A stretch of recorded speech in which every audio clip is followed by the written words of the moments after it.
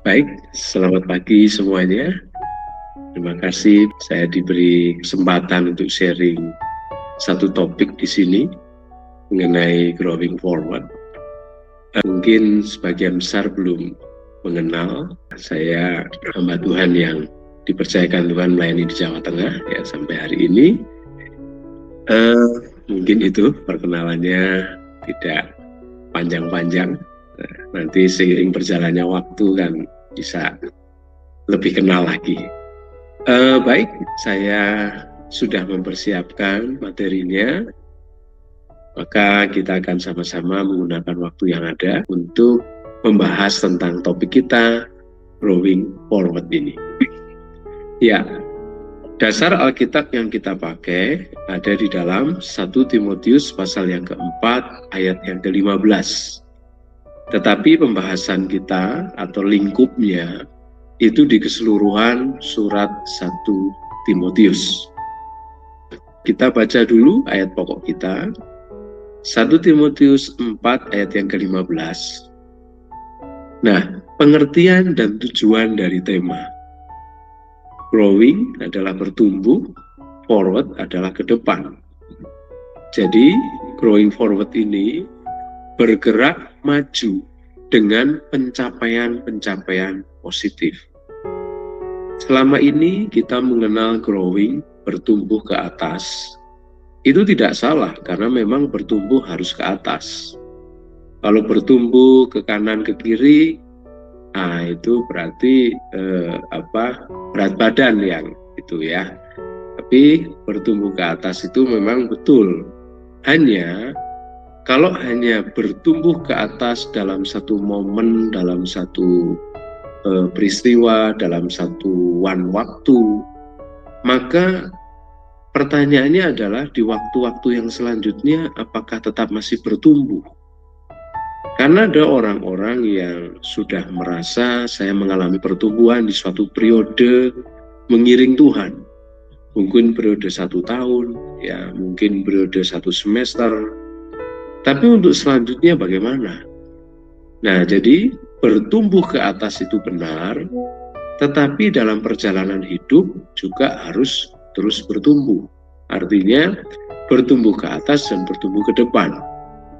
Jadi growing forward ini pasti terkait dengan satuan waktu yang Tuhan masih percayakan dalam hidup kita. Tuhan masih percayakan umur, nafas hidup, berarti tema ini harus selalu tercapai. Karena kita bergerak ke depan seiring dengan perjalanan waktu yang Tuhan percayakan pada kita. Lalu tema ini juga tidak hanya bicara tentang hal-hal kualitatif atau kualitas, tapi juga bicara hal-hal kuantitatif. Karena bergerak maju kalau hanya ukuran kualitas saja, maka orang masih mempertanyakan sebab standar pertumbuhan itu di benak, di pikiran orang-orang itu berbeda satu dengan yang lain. Ada orang yang mengatakan, orang itu bertumbuh karena hal-hal yang kuantitatif. Dari ekonominya yang dulunya pas-pasan, lalu kemudian diberkati, dari rumahnya mengontrak, lalu punya rumah sendiri meskipun kecil, dari kendaraan sepeda, lalu kemudian jadi sepeda motor, itu kemudian bisa dikategorikan bertumbuh. Kenapa? Karena orang seringkali membuat standarnya dengan standar lahiriah. Lalu kemudian standar yang kualitatif itu juga tidak kalah penting. Ketika orang itu menghadapi masalah, dia tetap kuat, dia tetap setia beribadah, dia tetap mengandalkan Tuhan. Ketika dia sedang dalam keadaan rugi, ya lahiriahnya sedang merosot, tapi dia tetap mengucap syukur, dia tidak melakukan tindak kejahatan, dia tetap bekerja keras, ya. Nah, itu juga termasuk standar ukur di benak sebagian orang. Jadi ada orang-orang yang punya standar pertumbuhan itu kualitatif, ada yang punya standar pertumbuhan kuantitatif. Nah, oleh karena itu, Tuhan mau dalam hidup kita bertumbuhnya itu dua-duanya, kuantitatif dan kualitatif. Ketika Ayub baru bertumbuh secara kualitatif dan kuantitatif, tapi dari sisi kemakmuran, jadi Ayub diberkati berlimpah-limpah, dia juga saleh, dia juga takut akan Tuhan. tapi sisi kualitatifnya masih kurang. Apakah betul dia berkualitas ketika dia menderita? Apakah betul dia berkualitas ketika dia jatuh miskin? Maka Tuhan berikan ujian itu. Dan kemudian nampak dalam diri Ayub, meskipun pernah merosot kuantitatifnya, jasmaninya, lahiriahnya, tapi kualitasnya juga kemudian nampak. Ternyata dua-duanya, dalam keadaan makmur maupun dalam keadaan susah, dia tetap berkualitas. Nah, berarti pertumbuhan atau growing forward tidak hanya bergantung kepada makanan, suplai yang diterima oleh tumbuhan tersebut, tapi juga bergantung seberapa kuat dia menghadapi angin ribut, badai, musim yang selalu berganti. Apakah dia tetap kuat? Karena itu merupakan ujian-ujian. Nah, jadi kalau kita baru membahas tema ini saja, ternyata tema ini memang kedengarannya positif. Tetapi dalam prakteknya tidak positif-positif amat, ya. Artinya tidak selalu membahagiakan growing forward ini. Ya, itu tadi. Karena standar ukur orang berbeda, ketika jasmani kita belum nampak bagus, orang belum bisa katakan kita bertumbuh, padahal kualitasnya sudah bertumbuh. Ya, atau sebaliknya. Orang sudah bertumbuh secara jasmani, lahiriahnya bertumbuh, tapi belum tentu kualitasnya. Karena orang kan bertanya, coba kalau dia bangkrut, coba kalau dia mengalami persoalan dalam karirnya, masih setiakah dia kepada Tuhan? Nah, jadi memang growing forward ini harus bisa diuji dan harus bisa dibuktikan, ya, dalam segala musim kehidupan, dalam segala situasi. Maka dari itu kita nggak harus puas, nggak hanya puas dengan pertumbuhan yang kita capai dalam satu periode tertentu, tapi kita harus pertahankan dan harus kita buktikan dalam perjalanan waktu. Latar belakang ayat, kita sudah baca tadi 1 Timotius 4 ayat 15. Timotius sebagai gembala muda di Efesus dan di masa awal tugas itu banyak alami tantangan, khususnya tantangan yang dari dalam. Ia dipandang rendah, diremehkan, diragukan sebagai pemimpin oleh sebagian besar jemaat. Rasul Paulus yang menempatkan Timotius di Efesus itu kemudian memberi nasihat supaya dia bisa mengatasi situasi itu. Jadi yang diserang di sini adalah dari sisi psikologinya, sisi mentalnya. Kalau dibilang dari sisi rohani, Paulus tahu persis. Karena dia anak rohaninya Paulus. Bahkan dia pernah memuji Timotius. Aku tahu imanmu. Imanmu yang turun dari nenekmu Lois kepada ibumu Eunike, lalu turun kepada kamu. Aku tahu bahwa sejak kecil kamu sudah membaca kitab suci. Dan kitab sucinya itu masih perjanjian lama. Ya, di masa Timotius itu, ya, dia sudah mendengar kisah-kisah tentang Kristus. Tetapi dokumen, ya, kanonisasi perjanjian baru belum selesai di masa Timotius. Jadi yang rajin dia baca adalah perjanjian lama. Dia benar-benar bagus secara rohani, hebat dia. Karirnya termasuk bagus, karena dia dipercaya menjadi gembala di kota besar. Efesus ini kota yang sangat besar, lebih besar dari Tesalonika, dari Kolose, ini lebih besar, ya. Nah, ternyata ketika dia ditempatkan, langsung dapat tantangan. Karena growing forward itu selalu terkait dengan ujian, dengan tantangan. Untuk membuktikan, bisa nggak dia bertumbuh? Bertumbuhnya di satu periode, bertumbuhnya dalam hal tertentu. Tapi mentalnya, psikologinya, endurance-nya bagaimana? Dan ternyata yang menguji, ya, itu adalah jemaat sendiri dari dalam. Nah, oleh karena itu Paulus memberikan nasihat supaya bisa mengatasi situasi ini. Maka nasihatnya tadi banyak sekali, lalu kemudian di ayat yang ke-15-nya, perhatikanlah semuanya itu.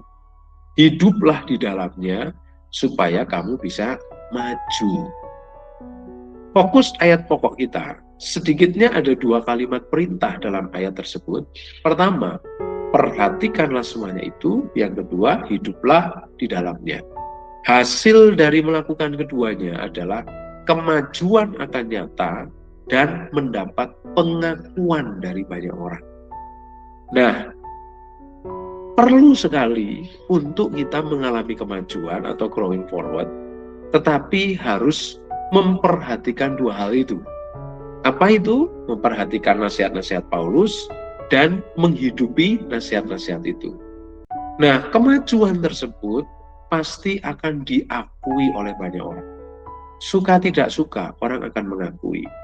Paling-paling orang yang tidak suka itu, dia tetap mengakui tapi ada alasannya. Ya, oh ya, dia itu bertumbuh karena begini, ya.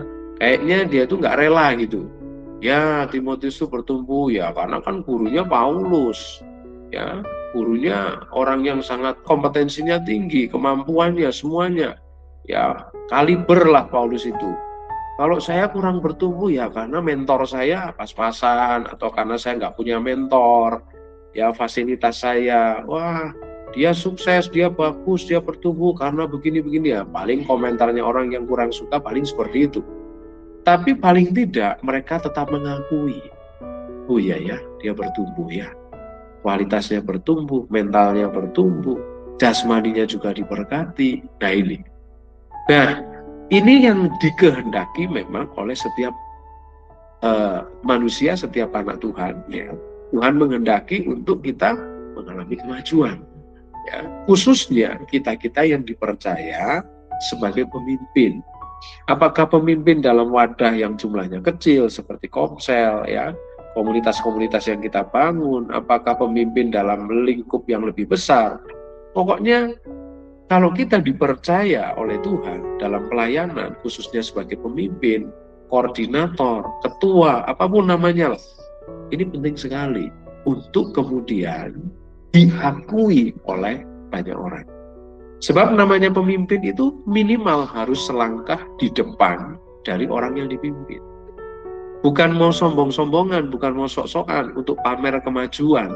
Karena ini wajib. Ini harus bagi seorang Timotius. Dia gembala. Gak mungkin gembala ada satu langkah di belakang jemaat. Kebalik, jemaatnya yang jadi gembala. Ya, gembala harus satu langkah di depan. Berarti harus memang mengalami kemajuan, dan kemajuan itu harus diakui. Ya, dalam hidup ini tidak semua orang suka dengan kita, tapi juga tidak semua orang benci dengan kita. Itu sudah prinsip kehidupan. Kalaupun ada orang yang nggak suka, kalaupun ada jemaat yang tidak suka, ya khususnya Timotius mendapatkan ujian, diremehkan oleh sebagian jemaat, tapi pada akhirnya mereka sudah tidak bisa berkata apa-apa lagi kalau memang Timotius mengalami kemajuan. Meskipun pengakuannya tidak rela, tapi tetap mengakui. Dan akhirnya mereka mau dipimpin oleh orang yang selangkah lebih maju. Saya nggak berbicara beberapa langkah lebih maju lah. Minimal selangkah lebih maju saja, itu sudah layak untuk menjadi pemimpin. Kalau jemaat atau komunitas yang kita layani, itu mengalami kemajuan, itu pemimpinnya juga pasti lebih maju lagi. Selalu seperti itu. Pemimpin berada di depan, ya. Maka kata kuncinya dua, perhatikanlah semuanya itu, hiduplah di dalamnya, lalu hasilnya maju. Kalau dibikin rumus matematika, perhatikanlah semuanya itu ditambah hiduplah di dalamnya sama dengan growing forward. Apa saja yang perlu diperhatikan? Kita mulai dari rumus yang pertama. Perhatikanlah semuanya itu. Lalu apa saja yang perlu diperhatikan? Di ayat-ayat yang di atas dalam surat 1 Timotius, ternyata Timotius ini sudah terdidik dalam pokok-pokok iman. Dia sudah punya modal. Nah, kalau yang hal ini bukan berupa nasihat, tetapi berupa membangun kesadaran. Hai Timotius, engkau itu sudah terdidik dalam soal-soal pokok iman. Karena ayat sebelumnya dikatakan jangan percaya dongeng, jangan percaya tahyul, cerita nenek moyang, ya.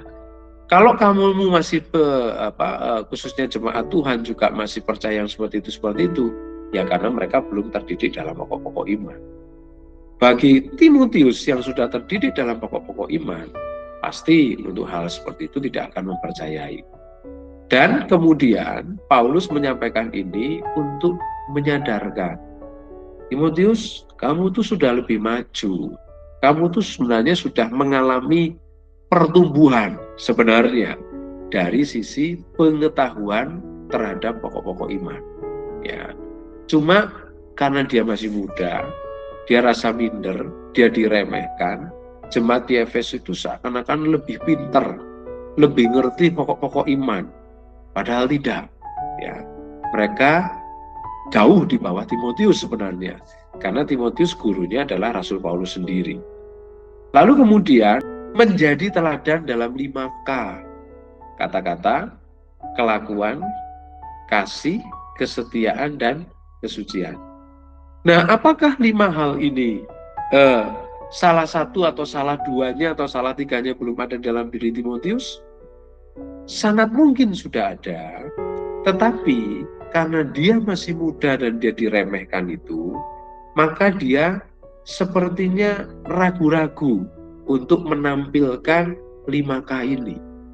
Dia mau berkata-kata, orang masih melihat dulu, masih muda. Pengalamannya sih belum seberapa. Apakah kata-katanya berkualitas? Apakah kata-katanya itu mengandung hikmat dan pengetahuan? Ini yang masih suka diuji. Dan maaf, untuk orang-orang muda, ujiannya itu diremehkan. Ya, itu sudah pasti. Kenapa? Karena memang kenyataannya pengalamannya belum banyak.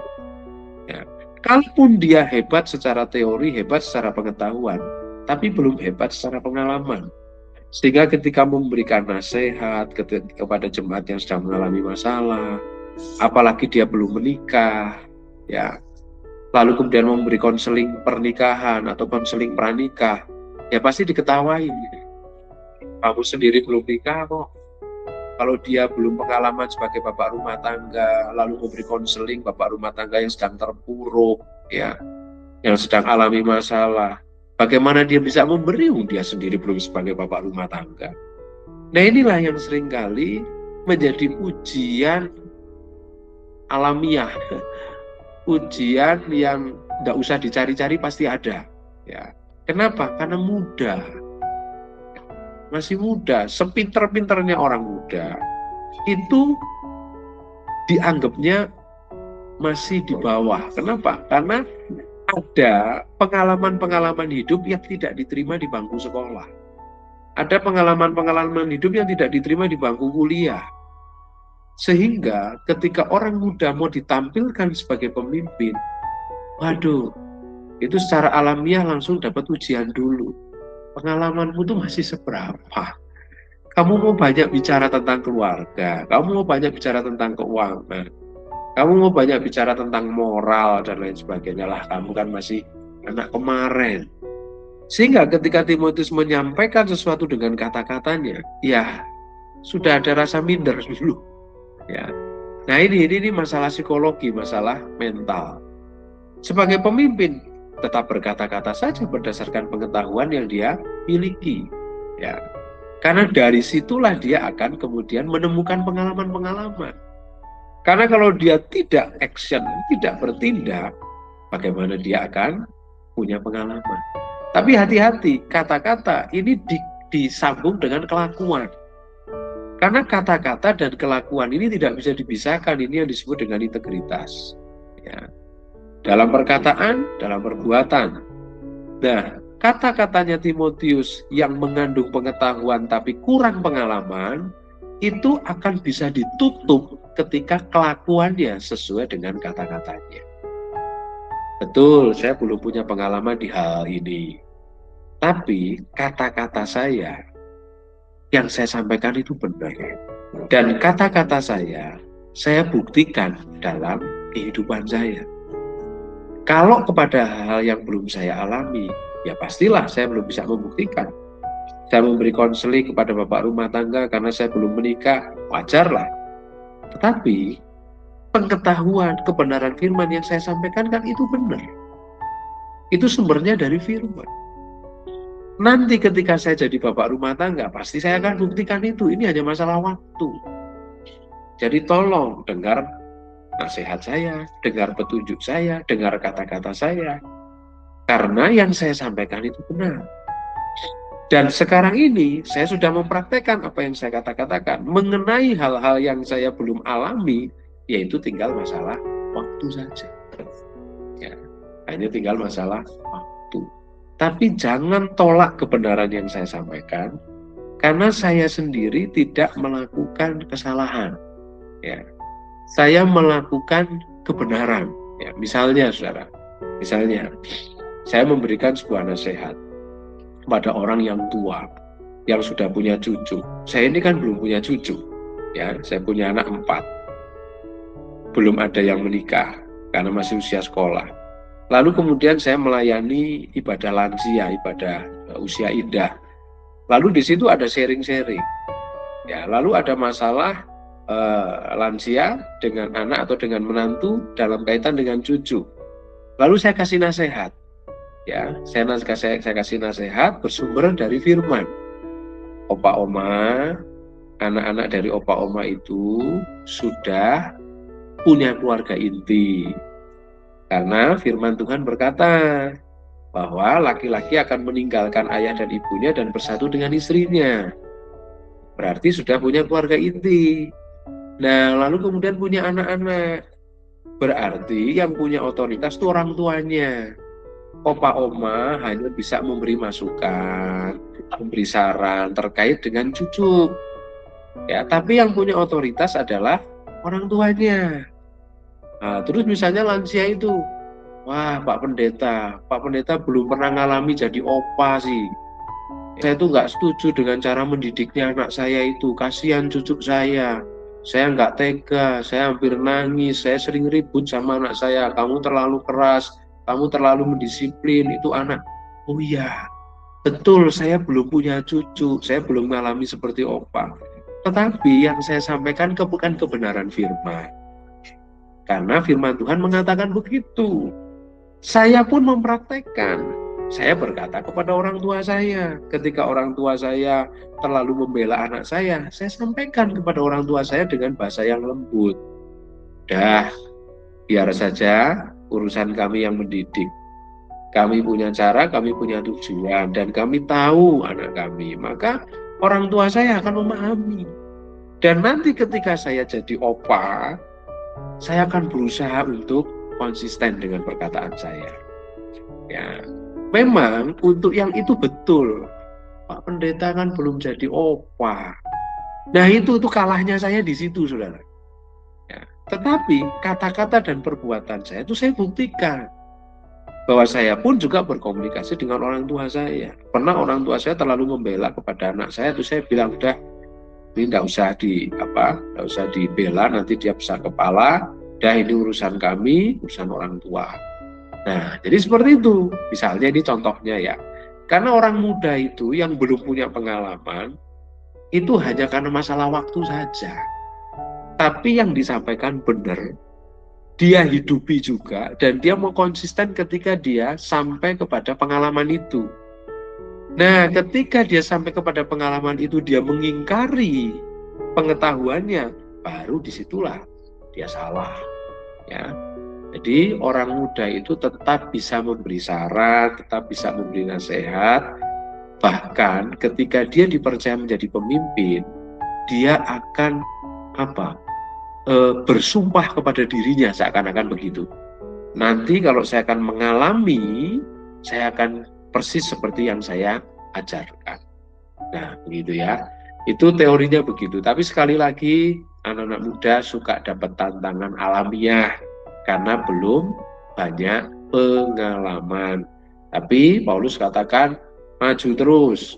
Yang penting kata-kata sama kelakuanmu itu pas. Ya, kalau belum banyak pengalaman wajar. Itu hanya masalah waktu. Umurmu baru 20 tahun dibandingkan yang 40 tahun, ya pastilah pengalamannya pasti lebih banyak yang 40 tahun. Ya.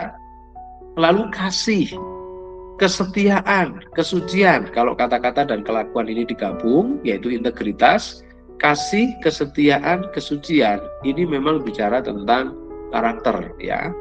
Kata-kata dan kelakuan itu juga sebenarnya karakter. Tetapi kalau kata-kata itu memang dengan perkataan. Kalau kelakuan itu dengan perbuatan. Nah, dalam kelakuan itu kasih bisa masuk. Dalam kelakuan kesetiaan bisa masuk. Dalam kelakuan kesucian juga bisa masuk. Jadi untuk yang 3 di belakang ini semacam kualitas yang memang harus dibuktikan. Karena kasih tanpa perbuatan itu cuma omong kosong. Ya, itu persis kata Tuhan Yesus, nanti di akhir zaman ada domba dan ada kambing. Lalu kambing itu dikatakan bahwa kamu tuh cuma kata-kata tok, ya, seakan-akan punya kasih tapi cuma omong doang. Ya, wah kasihan kamu ya, telanjang, gak punya pakaian atau pakaiannya hanya itu saja. Wah kasihan ini musim dingin, ya pakai jaket lah, pakai pakaian tebal. Ya, cuma omong tok ya. Harusnya apa? Dikasih lah. Gak usah banyak bicara, dikasih. Kalau kata-kata, memang harus keluar perkataan itu. Tapi kalau kelakuan yang harus sesuai dengan kata-kata, maka di dalamnya bisa dikasih muatan kasih, muatan setia, dan muatan kesucian.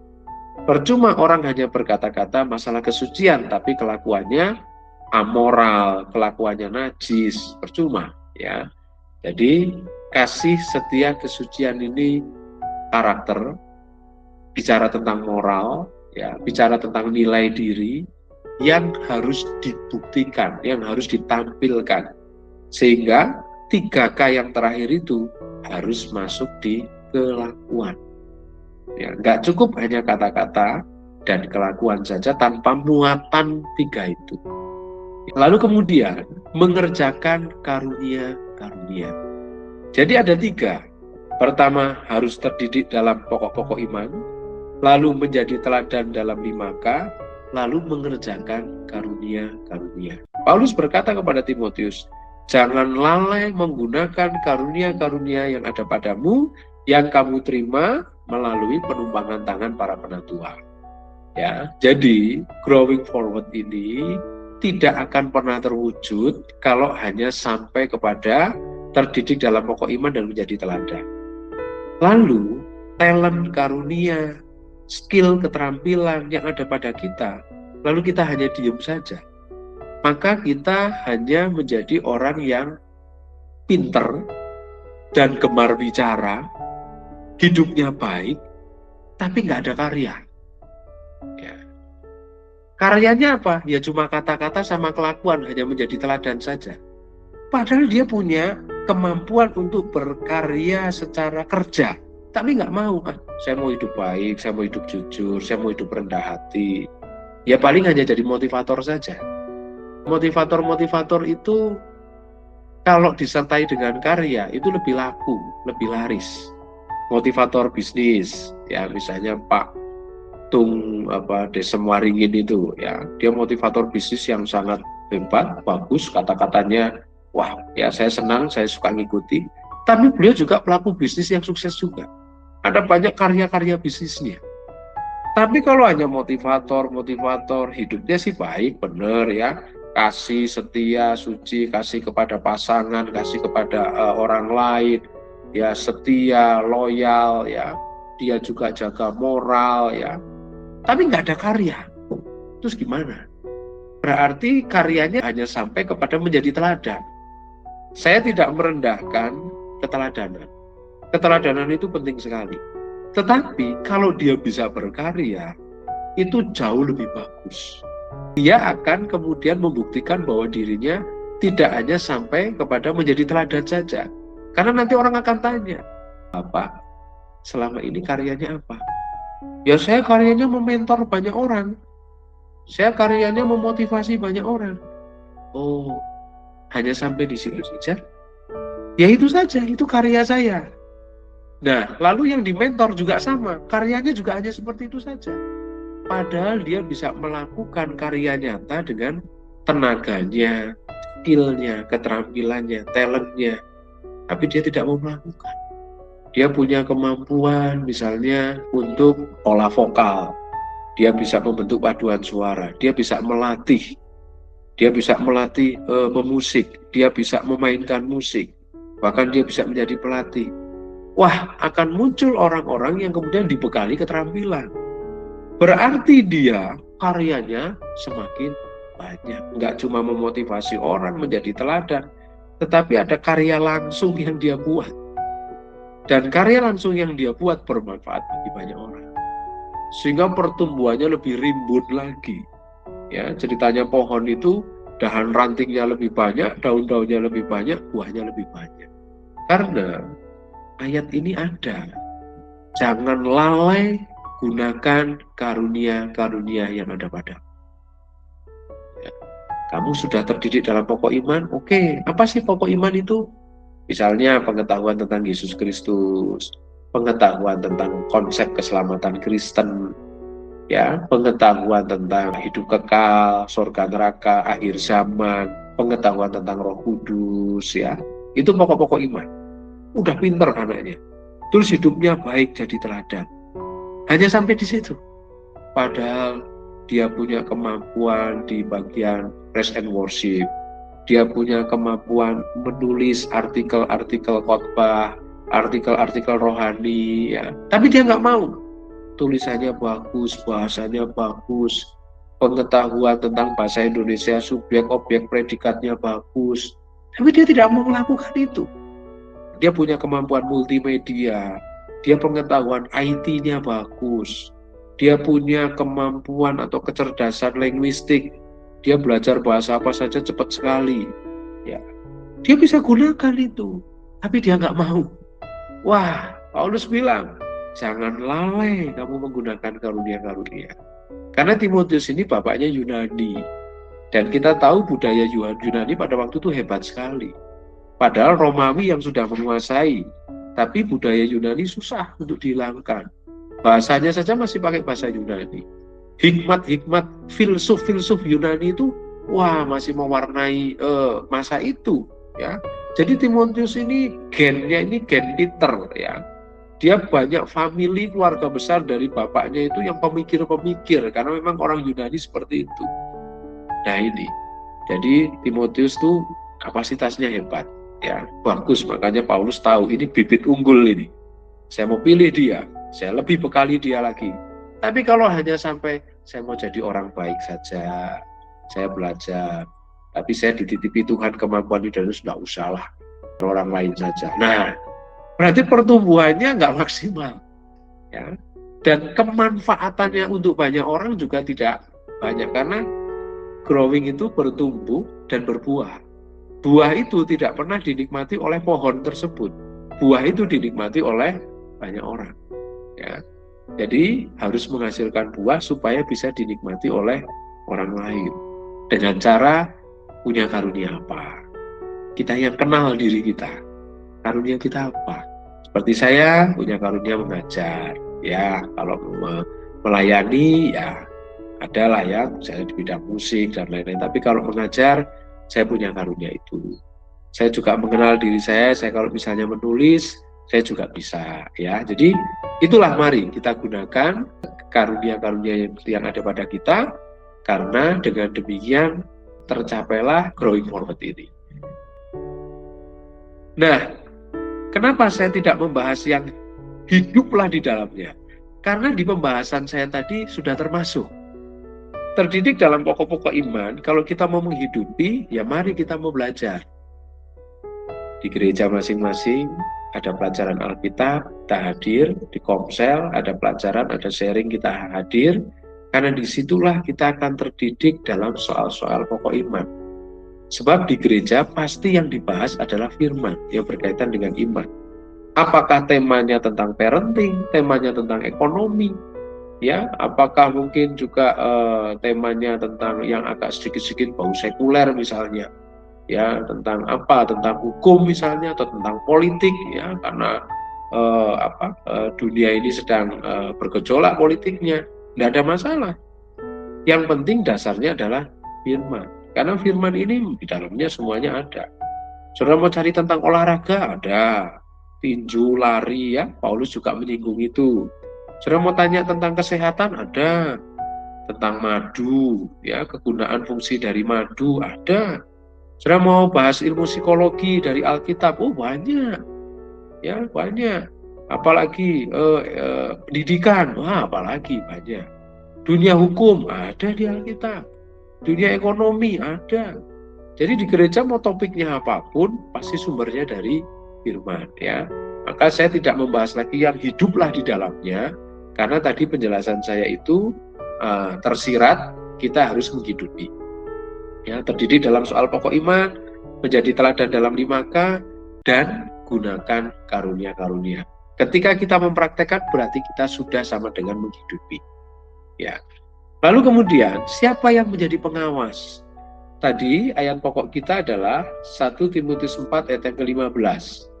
Lalu saya baca dulu 1 Timotius 4 ayat yang ke-16. Lalu siapa yang menjadi pengawas? Diri sendiri. Diri sendiri yang bagian mana? Hati nurani. Ya. Hati nurani ini penting sekali. Dari firman yang kita dengar, itu harus menguasai hati nurani kita. Ya. Pastilah menguasai pikiran kita, pasti itu. Ya. Hati nurani, pikiran, semuanya satu. Dengan kita punya pengawas dalam diri kita, maka kita akan lebih jujur. Bagaimana ini tentang pokok-pokok iman? Kok sepertinya saya agak malas memahami tentang pokok-pokok iman. Wah, kalau demikian, nanti iman saya bermasalah. Karena pokok-pokok iman ini fondasi, ini fondasional sekali nih. Ya, bagaimana saya bisa dikatakan bertumbuh kalau fondasinya, kalau akarnya nggak kuat? Nah, saya mau menekuni lagi ya. Saya mau lebih kenal tentang Yesus Kristus. Saya mau lebih kenal tentang keselamatan Kristen, dan seterusnya. Lalu kemudian, kata-kata dan kelakuan. Kata-kata saya seperti apa? Apakah cocok nggak dengan kelakuan saya? Kata-kata saya tentang kesucian, tentang moral, bagaimana kelakuan saya? Kata-kata saya tentang kasih, apakah kelakuan saya menampilkan kasih? Apakah saya mengampuni musuh? Apakah saya ini pendamai? Kita sendiri yang mengawasi. Ya. Orang lain boleh mengawasi, orang lain boleh menasehati, tetapi lebih jujur kalau kita yang mengawasi diri kita. Karena kita tahu persis siapa kita. Kita tahu persis motif apa yang ada dalam diri kita yang menjadi pendorong dari kelakuan kita. Hati kita itu nggak bisa dibohongi. Kalau sama orang lain kita masih bisa cari-cari alasan. Kalau sama orang lain kita masih bisa mengabaikan, menolak. Tapi dengan hati nurani sendiri, semalam-malam kita mau istirahat, mau tidur, kita periksa lagi sepanjang hari ini saya salah apa ya. Sepanjang hari saya sudah melakukan apa. Mungkin sudah benar tapi kurang maksimal. Itu diri sendiri yang akan bicara. Ini saya taruh di poin yang nomor 1. Maka firman harus menguasai hati nurani. Dan ini bagus sekali kalau sejak kecil. Ya, Bapak si Jabat, dosen di Tiranus, menulis sebuah buku. Dan salah satu topik yang dibahas adalah pendidikan agama Kristen kepada anak-anak itu sasarannya adalah untuk membentuk hati nurani. Ya. Dan firman Tuhan kepada Timotius, engkau sudah sejak kecil, engkau sudah suka membaca kitab suci. Ya, wah hebat sekali. Dan itulah yang kemudian menguasai hati nuraninya Timotius. Tidak ada catatan bahwa Timotius itu melakukan perbuatan dosa, serakah, curang, melakukan kenajisan, nggak ada. Bahkan tidak hanya Timotius, Titus juga bagus. Titus dipercaya keuangan itu, ya, mengambil bantuan-bantuan dari Korintus, ya, lalu dibawa ke Yerusalem. Itu yang pegang keuangan itu Titus. Ya, jadi 2 orang ini bagus, karena sejak kecil sudah terbiasa membaca kitab suci, dan kitab suci itu atau firman itu menguasai hati nurani. Dan hati nuraninya itu bagaikan alarm. Ketika mau ada godaan, jangan. Diri sendiri yang jadi satpam bagi dirinya. Ya, ini penting. Yang berikutnya, 1 Timotius 6 ayat yang ke-12. Jadi waktu itu Timotius sudah menyampaikan ikrar. Lalu didengar oleh saksi-saksi ketika dia ditabiskan sebagai gembala. Itulah juga yang membuat Timotius harus mencapai growing forward ini. Saya sudah seakan-akan bersumpah di hadapan para saksi, sudah berkomit di hadapan para saksi bahwa saya akan bergerak maju memimpin jemaat Tuhan di tempat ini. Jadi ketika ada tantangan dan lain sebagainya lalu membuat dia jadi lemah, wah saya ingat komitmen saya di depan para saksi.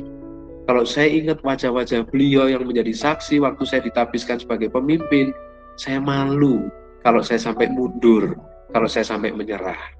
Nah, rupa-rupanya penting sekali orang-orang di sekitar kita untuk menjadi saksi bagi perjalanan hidup kita. Artinya kita saling mengawasi, kita saling memperhatikan satu dengan yang lain. Ya, komunitas ini komit untuk growing forward, maka harus saling mengawasi. Ya, bagaimana perkataanmu, bagaimana kesucianmu, bagaimana kasihmu, kesetiaanmu, kok sudah mulai merosot nih kesetiaanmu kepada Tuhan, kesetiaanmu kepada tanggung jawab pelayanan, sudah mulai merosot. Ada temannya yang lihat, ingetin, saya sudah komit kok di hadapan komunitas saya. Nah, itu efektif juga, karena Paulus berkata, ingat ikrarmu yang sudah kamu ikrarkan di hadapan para saksi. Wah, Timotius jadi ingat, iya ya, kalau saya menyerah, saya malu dengan para saksi. Nah, ini penting sekali, ya. Karena seringkali hati nurani sudah menyadarkan, sudah mengingatkan, sudah mengawasi, tetapi karena saking beratnya tantangan, jadi loyo juga. Maka ingat sekitar kita yang sudah tahu bahwa kita sudah bertumbuh, lalu kemudian kita menurun, wah, saya malu dengan sekitar saya. Saya harus move on lagi, saya harus kuat. Ya. Nah, selain Timotius, saya menampilkan sedikitnya ada 4 tokoh yang lainnya, yang benar-benar sebagai tokoh praktis ya. Kita belajar secara praktis saja dari tokoh Yosua. Dia awalnya asisten Musa. Ya. Tahunya ketika dia memimpin peperangan melawan Amalek, Keluaran pasal 17. Sebelum itu belum muncul dia. Ya. Lalu kemudian dia menunggui Musa waktu Musa naik ke Gunung Sinai. Ya. Jadi dari pemimpin perang, lalu asisten Musa ketika menunggu Musa berada di Gunung Sinai. Lalu kemudian menjadi perwakilan pengintai. Ya, ini kalau sekarang ini intelijen Mossad. Ini perwakilan pengintai ini. Bahkan di antara 12, dia dan Kaleb lah yang punya keberanian luar biasa, punya iman yang besar. Ya. Setelah itu, dia menjadi pemimpin pengganti Musa. Tidak berhenti di situ, menguasai Yeriko dan bangsa-bangsa Kanaan. Lalu kemudian apa? Membagi tanah perjanjian. Wah, bergerak terus dia. Asisten Musa, wah sudah bagus tuh, tapi nggak sampai di situ. Ya, perwakilan pengintai. Lalu kemudian pemimpin pengganti Musa, lalu menang melawan bangsa-bangsa yang ada di Kanaan. Sampai dia mati, dia tetap konsisten. Nah ini, ya, jadi tokoh Yosua adalah tokoh yang real, yang secara mudah kita lihat mengalami perkembangan dalam hidupnya yang luar biasa hebat. Dan konsisten, orang yang growing forward itu konsisten iman dia. Ya. Kalaupun agak turun sedikit ya nanti naik lagi lah ya. Ya turun itu bukan turun lah, berhenti ya. Berhenti lalu kemudian naik lagi. Jadi orang yang growing forward itu ketika badai, ketika musim dingin, cuaca buruk, mungkin sempat rontok daunnya, tapi habis itu tumbuh lebih lebat lagi. Ya. Tokoh berikutnya Daniel, kita tahu semua, dari tawanan, ya, dia statusnya adalah tawanan, lalu kemudian menjadi pegawai istana. Ya, tawanan lalu menjadi pegawai istana itu sudah bagus, karena dia memenuhi syarat orang-orang muda yang punya pengetahuan. Dia memenuhi syarat itu, udah jadi pegawai istana. Wah, bersyukur sekali. Ternyata dia menjadi pejabat tinggi di kerajaan Babel setelah dia mengartikan mimpi dari Raja Nebukadnezar. Bahkan dia menjadi orang penting di 5 raja kerajaan Babel plus kerajaan Persia. Jadi kalau di kitab Daniel itu cuma dicatat 2, Raja Nebukadnezar dan Belsasar. Setelah itu Persia, ya, Media Persia ada Raja Darius. Tetapi menurut sejarah dunia, kerajaan Babilonia itu punya 5 raja. Yang dicatat Nebukadnezar dan Belsasar itu pertama dan terakhir. Tapi ada 3 yang di tengah. Dan Daniel ada di 5 pemerintahan ini, kedudukannya nggak pernah turun. Bahkan ketika sudah dikuasai Persia, Raja Darius, ya, Media Persia, dia pun juga tetap dalam posisi tinggi, makanya dicari-cari kesalahannya. Difitnahlah dia, akhirnya masuk ke gua singa, tapi Tuhan lindungi di situ. Wah, hebat ini.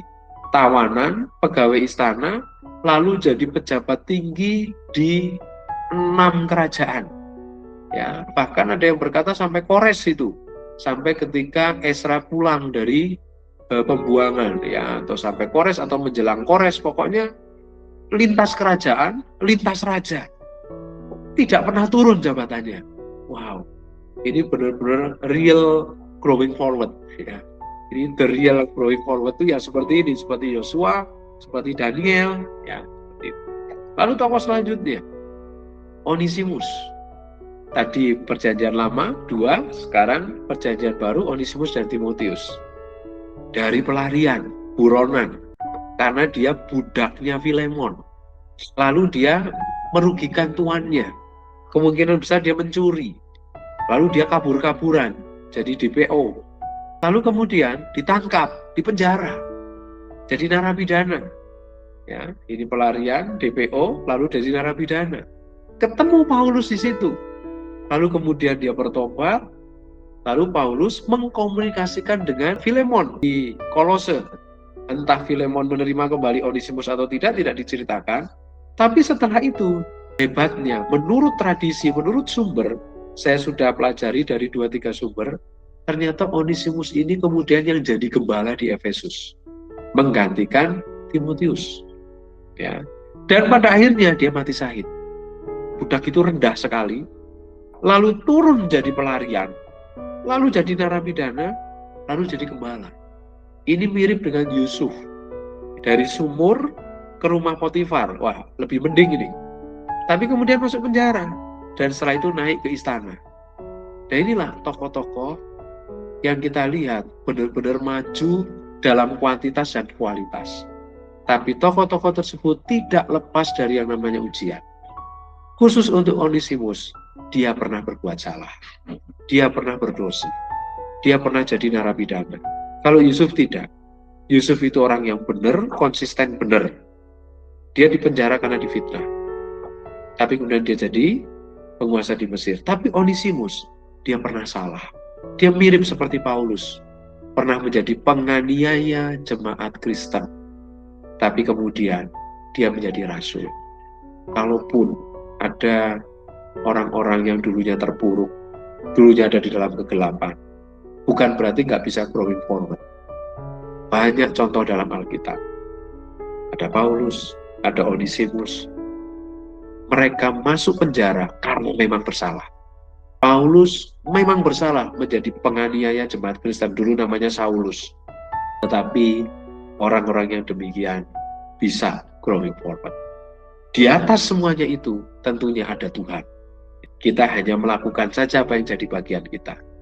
Terdidik dalam soal pokok iman, lalu kemudian menjadi teladan dalam 5K, lalu kemudian menggunakan karunia-karunia yang ada. Kalau dalam kasus Onesimus berarti harus bertobat dulu. Pertobatan ini penting sekali. Karena tanpa pertobatan nggak mungkin bisa bergerak maju. Jadi itu yang saya sampaikan.